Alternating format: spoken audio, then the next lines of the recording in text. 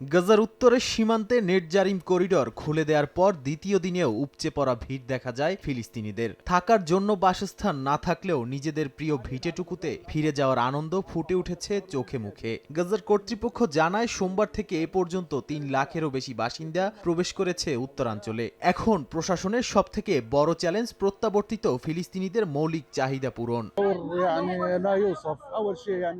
সৃষ্টিকর্তাকে অসংখ্য ধন্যবাদ। অবশেষে আমরা আমাদের মাতৃভূমিতে ফিরে যেতে পারছি। উত্তরের জাবালিয়া শরণার্থী শিবিরে ফিরে যেতে পারছি। মাসের পর মাস ধরে আমরা সব ধরনের কষ্ট সহ্য করেছি। ক্রমাগত রাফাহ, নুসেরাতের মতো জায়গাগুলোর মধ্য দিয়ে চলেছি। খান ইউনিস এবং দেইর আল বালাহ সহ প্রতিটি জায়গায় আমাদের গল্প ছিল এবং প্রতিটি গল্প দুঃখ এবং কষ্টে ভরা ছিল।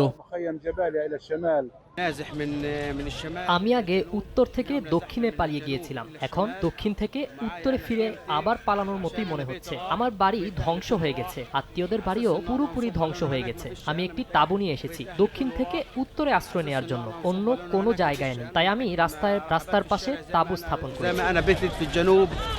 এর মধ্যেই স্থানীয় সময় সোমবার মার্কিন প্রেসিডেন্ট ডোনাল্ড ট্রাম্প এই অঞ্চলে ইসরায়েল ও ফিলিস্তিনের মধ্যে দ্বিরাষ্ট্র সমাধানে প্রধানমন্ত্রী বিনিয়ামিন নেতানিয়াহুর সঙ্গে খুব শিগগিরই হোয়াইট হাউসে বৈঠক করবেন বলে জানান। পাশাপাশি আবারও ফিলিস্তিনিদের সরিয়ে নিতে জর্ডান ও মিশর তাকে সহায়তা করবে বলে আশাবাদ ব্যক্ত করেছেন। তার এমন মন্তব্যে বিভিন্ন দেশের নেতৃবৃন্দের মধ্যে বিরোধিতা এবং আন্তর্জাতিক মহলে শুরু হয়েছে আলোচনা। এদিকে গাজার রাফা সীমান্তে মানবিক সহায়তার উদ্দেশ্যে মিশন পুনরায় চালু করার উদ্যোগ নিয়েছে ইউরোপীয় ইউনিয়ন। এই মিশনে সামরিক পুলিশ পাঠানোর সিদ্ধান্ত নিয়েছে ইতালি, যাতে সীমান্ত পারাপার ও মানবিক সাহায্য নিশ্চিত করা যায়।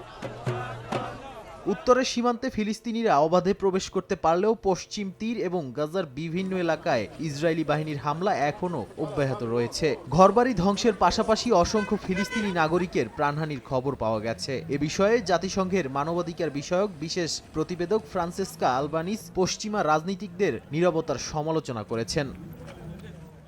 নাদিম মারজান, সময় সংবাদ।